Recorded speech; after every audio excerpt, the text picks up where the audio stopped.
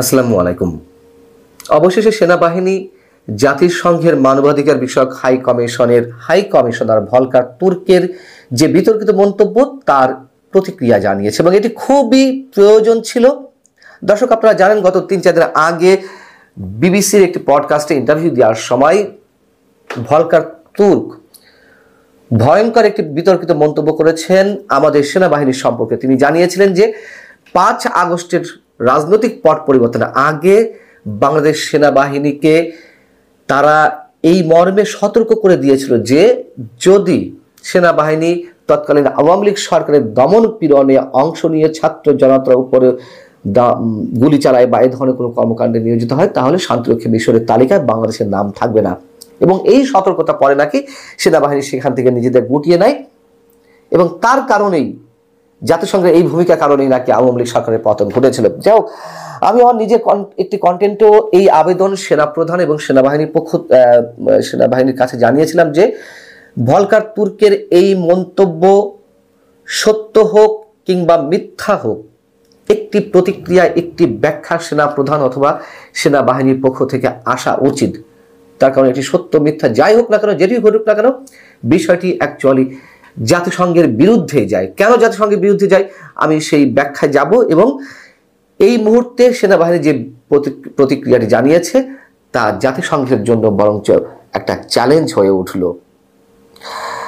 সেনাবাহিনী তাদের ফেসবুক পেজে ভলকার তুর্কের মন্তব্য সম্পর্কে যে প্রতিক্রিয়াটি দিয়েছে তা হচ্ছে এরকম যে মানবাধিকারের তাৎপর্য যথাযথভাবে মূল্যায়ন করে এবং যে কোনো গঠনমূলক সমালোচনা গুরুত্বের সঙ্গে বিবেচনা করে সেনাবাহিনী। তবে অধিকতর সঠিকতা ও স্বচ্ছতার উদ্দেশ্যে ভলকার তুর্কের ওই মন্তব্যের কিছু বিষয়ে স্পষ্টীকরণ প্রয়োজন বলে সেনাবাহিনী মনে করছে। এখানে উল্লেখ্য যে বাংলাদেশ সেনাবাহিনী জাতিসংঘের মানবাধিকার বিষয়ক হাই কমিশনার থেকে এ বিষয়ে কোনো ইঙ্গিত বা বার্তা সম্পর্কে অবগত নয়। যদি এ সংক্রান্ত কোনো উদ্বেগ প্রকাশ করা হয়ে থাকে তবে তা তৎকালীন বাংলাদেশ সরকারকে জানানো হয়ে থাকতে পারে, সেনাবাহিনীকে নয়। স্পষ্ট বক্তব্য, এর মধ্যে কোনো ঘোর প্যাঁচ আছে বলে আমার কাছে মনে হয় না। এবার আমি বলছিলাম যে এটি সত্য মিথ্যা যাই হোক না কেন, সেনাবাহিনীর কাঁধে কোনো প্রকার দায় চাপে না। কেন চাপে না আমাদের তো সেটি স্পষ্ট মনে আছে। এটি পরবর্তীতে ওপেন সিক্রেট হয়ে গেল 5 আগস্টের আগে, সম্ভবত 2 অথবা 3রা আগস্ট সেনাবাহিনীর সারা দেশের উচ্চপদস্থ কর্মকর্তা, মাঝ পর্যায়ের এবং বিভিন্ন পর্যায়ের কর্মকর্তাদের সঙ্গে একটি জুম মিটিং হয়েছিল যেখানে প্রিজাইড করছিলেন সেনাপ্রধান জেনারেল ওয়াকরুজ্জামান। সেই সময়ে উদ্ভূত পরিস্থিতিতে সেনাবাহিনীর কি করা উচিত তারা নিজেরাই সিদ্ধান্ত নিয়েছিল এবং আমি যতদূর জানি হাতে গোনা 2-4 জন সিনিয়র কর্মকর্তা ছাড়া বাকি সবাই শেখ হাসিনার ক্ষমতা হস্তান্তরের পক্ষে তাদের অবস্থান তুলে ধরেছিলেন, ছাত্র জনতার পক্ষে অবস্থান নিয়েছিলেন এবং সেনাপ্রধান জেনারেল ওয়াকরুজ্জামান সবার মতামতকে গুরুত্বের সঙ্গে নিয়ে তিনি তাদেরকে জানিয়েছিলেন তাদের এই মেসেজ HPM অর্থাৎ তৎকালীন প্রধানমন্ত্রীর কাছে পৌঁছে দেবেন এবং তিনি সেটি করেছিলেন। জেনারেল ওয়াকরুজ্জামান যখন এই বার্তাটি প্রধানমন্ত্রীর কাছে পৌঁছে দিয়েছেন, তৎকালীন প্রধানমন্ত্রীর কাছে, তখন সেটি তিনি শুনতে চাননি। যাও, বিষয়টি এ পর্যন্ত।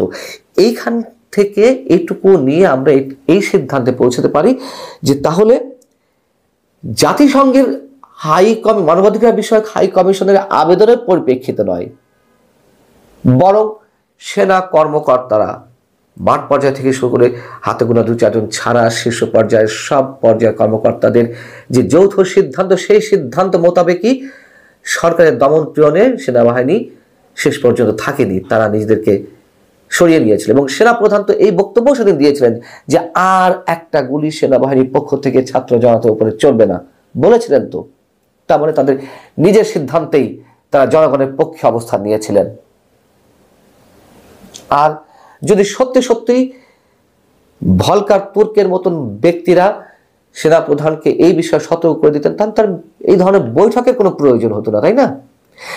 এবং এ কথাও সত্য, আমরা জানি যে শান্তিরক্ষী মিশন আমাদের সেনাবাহিনীর জন্য একটি মর্যাদাকর ইস্যু এবং একথাও সত্য প্রতি সেনা কর্মকর্তা একবার মিশনে যেতে পারলে তার জীবনে আর কিছু করা লাগে না, এটা মোটামুটি শোনা যায়। বেশ ভালো অঙ্কের মোটা অঙ্কের টাকা তারা পান, বাংলাদেশ সরকার পায়, সেখান থেকে একটি অংশ তারা পান, এবং সেটিও কম নয়, যেহেতু জীবনের ঝুঁকি নিয়ে তারা কাজ করে আসেন।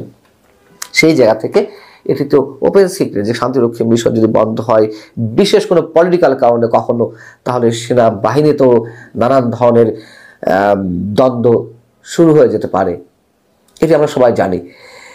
কিন্তু এই সব কিছু তো তখন আর কোনো ধরনের কোনো কাজে মানে তখনকার সিদ্ধান্ত নেওয়ার জন্য এটি বড় মুখ্য বিষয় ছিল না, বরং মানুষের পক্ষে তারা দাঁড়িয়েছিল। এবং বলছিলাম জাতিসংঘের জন্য এটি চ্যালেঞ্জ হতে পারে, এই জন্য চ্যালেঞ্জ হতে পারে। এখন সেনাবাহিনীর তো সেটি ফর্মালি তারা বলল যে না, এই ধরনের কোনো রিকোয়েস্ট বা সতর্কতা তাদের কাছে যায়নি। জাতিসংঘের যে কর্তা ব্যক্তি ভলকার তুর্ক এখন কি বক্তব্য দিবেন, এবং তাদের চোখ উল্টানোর স্বভাব তো যদিও আমরা জানি। আমি এই ধরনের একটি এক্সাম্পল এর আগের একটি কন্টেন্টও দিয়েছি, তারপরে মনে করিয়ে দিই। 2007-এর 22শে জানুয়ারি তৎকালীন রাষ্ট্রপতি ডক্টর ইয়াজউদ্দিন আহমেদের যে তত্ত্বাবধায়ক সরকার, তাদের অধীনে একটি নির্বাচন হওয়ার কথা ছিল, আওয়ামী লীগ সহ অন্যান্য রাজনৈতিক দল যেতে চাইছিল না। তখন জাতিসংঘের পক্ষ থেকে সেনাবাহিনীকে মইনুল আহমেদ তৎকালীন সেনাপ্রধানকে জানিয়ে দিয়েছিল বা জানানো হয়েছিল তারা যেন এই নির্বাচনে অংশ না নেয়। এবং এ কারণে বলছি, তারা সে সময় লিখিত দিয়েছিল, জাতিসংঘের তৎকালীন মহাসচিব বান কি মুনের পক্ষ থেকে এই চিঠিটি এসেছিল। কিন্তু এইবার কি ভলকার তুর্ক যেই দাবিটি করলেন সেরকম কোনো ফরমাল চিঠি সেনাবাহিনীর কাছে গিয়েছিল যেখানে বর্তমান মহাসচিবের গুতরেস সাহেবের স্বাক্ষর রয়েছে? নিশ্চয় যায়নি।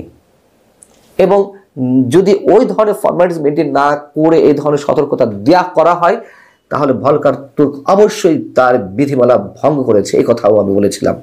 এবং 2007-এ জাতিসংঘের শীর্ষ পর্যায়ের কর্তা ছিলেন এই বাংলাদেশে রেনাটা লক-ডেসালিয়ান, এবং যখন মইনুল আহমেদ নিজের কণ্ঠের উচ্চারণ করেছিলেন যে জাতিসংঘের পক্ষ থেকে এরকম একটি চিঠি এসেছে জাতিসংঘ মহাসচিবের, তখন রেনাটা লক-ডেসালিয়ান তারপরও তিনি অস্বীকার করেছিলেন চিঠি আসার পরেও।